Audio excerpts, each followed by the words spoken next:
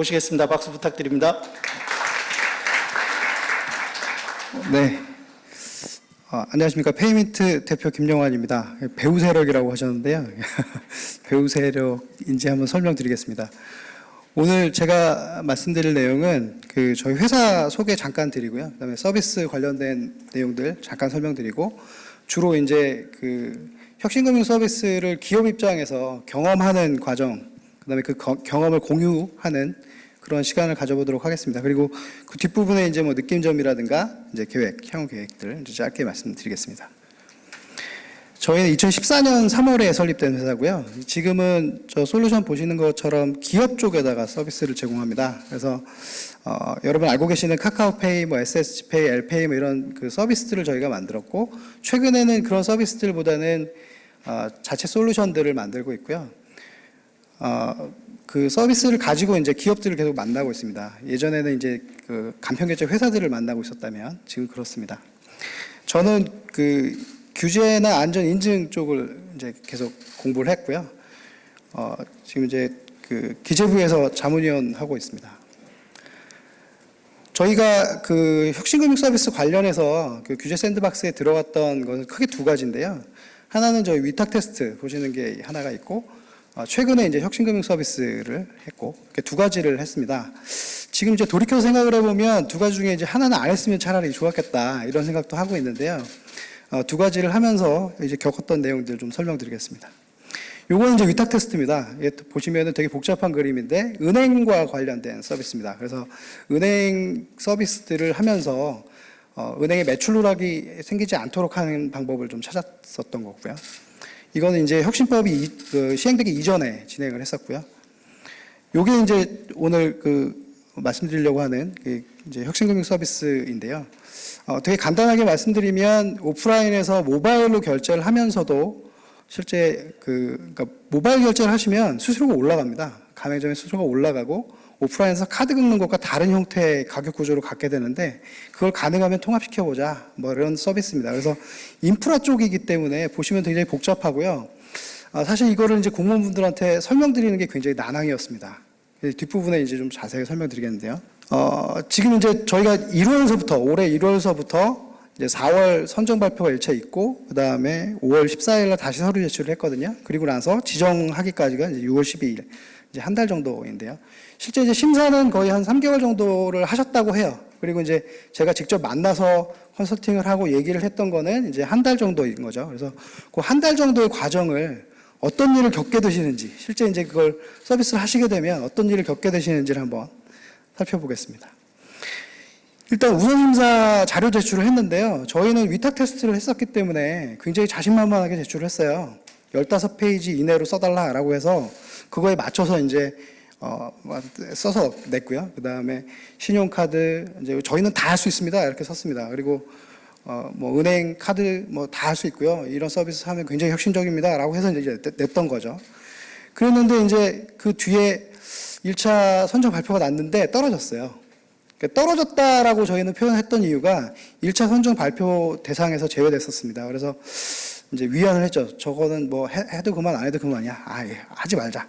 이렇게 이제 내부적으로 지침을 정하고 이제 안 하기로 마음을 먹었었습니다. 왜 그러냐면 공무원들이 이걸 이해할 리가 없다라고 생각을 했어요. 그래서 이걸 하느니 그냥 차라리 다른 걸 합시다라고 이제 마음을 정하고 넘어갔었죠. 그래서 5월 14일 날 본심사 자료 제출을 하라고 요청을 받았었을 때 굉장히 좀 고민을 했어요. 이걸 낼까 말까. 그러다가 그래도 좀 내달라. 그래서 이제 조금 더 쉽게, 이게 좀 어려웠었으니까 좀 더 쉽게 쓰자. 그래서 훨씬 더 쉽게 쓰고 조금 더 이제 단순하게 쓰려고 노력을 했습니다. 그래서 여러 금융기관들 중에 나머지 다 날려버리고요. 신용카드 하나만 딱 남겼어요. 그리고 이 정도면 되겠지라고 하고 이제 냈습니다. 그리고 이제 핵심적으로는 사실 그 당시를 돌이켜보면 제가 뭘 하려고 했는지에 대해서 명확하게 저도 설명하기가 좀 복잡했었던 거죠. 그래서 여전히 혁신법은 전혀 읽어보지 않았고요. 그래서 이제 그렇게 하고 이제 냈습니다. 내고 나서도 될 거라는 생각은 안 했고, 뭐 되면 좋고 뭐 안 돼도 그만 이렇게 생각을 하고 있었죠. 근데 그 뒤에 이제 연락이 한번 왔어요. 연락이 와서 이걸 리뷰를 하고 이 신청서를 냈기 때문에 이걸 어떤 형태로 결정을 냈다라고 하는 거를 서류를 남겨야 되는데 도대체 이해할 수가 없다. 이 내용은 내가 이쪽에서 굉장히 오래 있었습니다만 이걸 잘 이해 못하겠습니다. 그러니 자료 규격에 제한 없이 좀 설명을 좀 쉽게 써주세요. 이렇게 요청이 왔어요. 그래서 이제 자료 규격에 제한 없이 그냥 쉽게 썼죠. 그냥 막 주저리 막 쓰고 훨씬 더 쉬운 말로 이제 써서 보냈습니다. 저기 조그맣게 보이는 그림이 그건데요. 여전히 복잡하죠. 굉장히 복잡합니다. 근데 저걸 가지고 이제 방문을 했더니 이제 담당하시는 부서가 이제 2개 부서가 나오셨는데 이제 2개 부서를 만나기 전에 어떤 분이 뭐라고 그러셨냐면 이제 그 파견 나오신 분이 얘기하시는 게 요 A 부서가 해주려고 하는 것 같고 B 부서는 해주지 않으려고 하는 것 같으니까 A 부서를 이렇게 설득하시기보다는 B 부서를 설득하십시오라고 하더라고요. 그 엘리베이터 안에서. 그래서 B 부서를 열심히 설득을 했어요. 야, 이거 됐다. 그러면서 열심히 설득을 했더니 결과적으로 A 부서에서 이거 못 해줍니다라고 하시더라고요. 그래서 이게 굉장히 좀 화가 났었어요 그때. 그래서 역시나 안 되는구나. 이거 설명이 안 되고 이거 넘어가야 되겠다라고 생각을 하고 정리하고 이제 넘어갔었죠. 그래서 이거는 안 되는 거라고 얘기를 들었다라고 이제 주변 사람들한테 얘기를 하고 그러면 우리는 안 할랍니다라고 얘기를 했었는데 그 바로 다음 날 이제 다시 연락이 왔어요. 중소금융과에서 페이민트가 냈던 그 메시지 중에 4-5개의 메시지 중에 딱 하나가 마음에 든다. 딱 하나가 마음에 드는데 그거에 대해서 집중해서 얘기를 하고 싶으니 그걸 좀 더 쉽게 설명해 달라라고 요청이 온 거예요. 그래서 그걸 조금 더 이제 쉽게 설명을 했습니다. 이게 막 설명을 해서 이제 더 쉽게 써서 냈더니 칭찬해 주셨어요. 이거 많이 더 쉽게 하니까 쉽게 되시는군요. 이러면서 굉장히 이렇게 좋아하시더라고요. 그리고 저희가 그 적용 배제를 받아야 되는 법률이 무엇인가에 대해서 굉장히 고민을 많이 했는데 그 논의를 이제 금융위원회 계신 분들하고 토론을 하면서 한 40분 이상 토론을 하면서 저도 명료해지고 담당자분도 명료해지셨어요. 그러니까 뭐냐면 저희는 이제 여전법 2조와 20조에 대한 내용이었는데 20조로 가면 좀 난항일 것 같다. 그러니 2조로 갑시다라고 제안을 주셨고 그래서 이제 그걸로 이제 다시 이렇게 썼죠. 근데 저는 끝까지 포기하기 싫어서 20조를 넣었어요. 자료에다가 슬그머니 집어넣고 다시 냈습니다. 그리고 나서 이제 내용도 좀 명확하게 쓰고 그 다음에 핵심적으로는 고객의 편익 이런 거 좀 강조하셔가지고 그 내용들을 좀 강조해서 썼습니다. 그리고 이제 그 지원센터 쪽에서 가이드를 주신 게 있는데 그 가이드에 나와 있는 내용을 굉장히 많이 참조했고요. 그 전에 냈던 회사들 대표들한테 내서 통과된 그 자료를 좀 줘봐라 라고 하고 나서 이제 같이 봤죠. 봤더니 너무나 단순하고 너무나 간편하고 너무나 이해하기 좋은 거예요. 그래서 이제 반성을 많이 했습니다. 그래서 이제 굉장히 많이 이제 뜯어고쳤죠. 이 과정에서 막 오타도 찾아주셨고요. 한 4-5번을 왔다 갔다 했습니다. 그리고 나서 이제 발표 자료를 만들어라 라고 요청이 왔는데 그 뒤에는 사실 이 과정은 크게 중요하진 않습니다. 그러니까 뭐냐면 그 회사가 문서 개발 능력과 문서 작업 능력이 얼마나 되느냐를 판단하시는 것처럼 보여요. 왜냐하면 굉장히 짧은 자료, 굉장히 방대한 내용들이었는데 굉장히 짧게. 그래서 혁신소위에서는 딱 5분 발표를 했고요. 그래서 자료 제한은 없었습니다만 제가 자료 제한이 없다 그래서 이제 앞단에 조금 이렇게 쭉 설명을 주저리 하고 저희 회사 소개랑 이런 걸 뒤에다 쫙 넣었어요. 그 발표장에 딱 갔더니 뒤는 다 잘라버리셨더라고요. 그러니까 핵심만 딱 있으시면 됩니다. 5분 정도만 하시면 되고 이제 혁신위는 이제 금융위원장께서 같이 보시는 자리였는데 딱 3분이었습니다. 장표는 4장. 그래서 여기 보시는 서비스 소개, 그다음에 혁신성과 소비자 편익, 그다음에 특례 불가피성. 요 3가지만 핵심적으로 보셨어요. 그래서 저기에 집중해서 이제 설명을 드렸고요. 저기에 집중해서 자료를 만들었습니다. 그게 이제 핵심이었던 것 같고요. 이 발표가 끝나면 그 뒤에 이제 지정이 되는데요. 지정이 되고 나면은 기자들한테 엄청나게 연락이 옵니다. 전화가 와서 기자분들이 하시는 말씀은 이 서비스가 과연 그래서 뭐냐 나한테 설명해달라 이런 거거든요.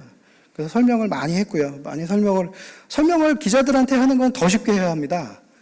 왜 그러냐면 더 쉽게 해야만 헤드라인에 올라가고요. 헤드라인에 올라가야만 기사가 많이 나고, 그래야만 금융이나 뭐 이제 그쪽하고 상관없이, 규제기관하고 상관없이 금융회사를 만났을 때 우리가 여기 헤드라인에 놨던 이 서비스입니다라고 설명이 가능하거든요. 그래서 그것도 이제 좀 준비를 하고 계시는 게 기업 입장에서는 편합니다. 그리고 이게 끝나고 나면은 그 절차 되게 많이 남아 있어요. 여전히 남아 있어서 그 준법감시인도 이제 선임하셔야 되고, 그 다음에 비용 신청도 하셔야 되고요. 비용 신청하는 것도 이제 잘 몰라서 이제 좌충우돌 하면서 이렇게 합니다. 그러니까 사실 문서 작업하고 이런 거 많이 도와주신다고는 하지만 기본적으로 커뮤니케이션 능력이라든가 아니면 문서 개발 능력이 있으셔야, 회사 쪽에서는 그거를 이제 할 수 있는 능력이 있으셔야 이제 끌고 갈 수 있고요. 근데 큰 기업도 마찬가지고 작은 스타트업도 마찬가지입니다. 그래서 이제 저희 같은 작은 스타트업은 대표가 대부분 하잖아요. 그래서 문서 수발을 하거나 뭐 이렇게 하는 사람들한테 시킬 수 없으니까 이제 제가 이 과정에서 다 인벌브를 하고 했었고요. 되게 지난한 과정인데 사실 이렇게 지나고 나서 생각해 보니까 저희 서비스에 대한 맥락을 조금 명확하게 저 스스로도 작업을 하면서 정리하는 계기가 된 게 아닌가 싶습니다. 그래서 뭐 보시는 것처럼 이런 이제 느낀 점이 있었는데요. 소비자 편익에 집중하시면 좋을 것 같습니다. 혁신성이 무엇인가도 굉장히 중요하게 물어보시고 소비자 편익도 굉장히 중요하게 물어보십니다.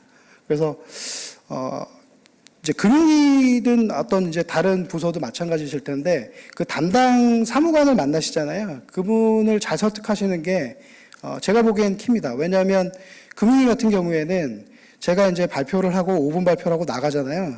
그러면 그 담당 사무관께서 들어가셔가지고 내가 이걸 왜 선정했으며 이게 왜 돼야 되는가를 거기에 이제 혁신소위에 계신 분들한테 스스로 설명하십니다. 따라서 그분이 저하고 적이 되면 안 되죠. 그러니까 그분이 저하고 친구가 돼야 되고 그분이 제 서비스에 대해서 충분히 이해할 수 있도록 설명해야 합니다. 그러니까 그런 과정이 되게 중요하고요. 지정 이후에도 굉장히 절차가 많습니다.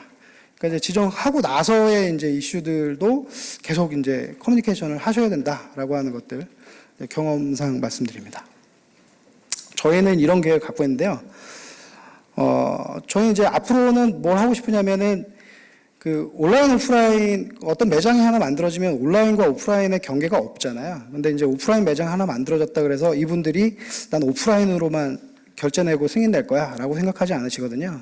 그러다 보면 이제 온라인 서비스도 같이 하실 건데 그걸 이제 통합하는 과정, 그렇게 이제 서비스를 만들어 보고 싶은 포부가 있습니다. 감사합니다. 여기까지 하겠습니다.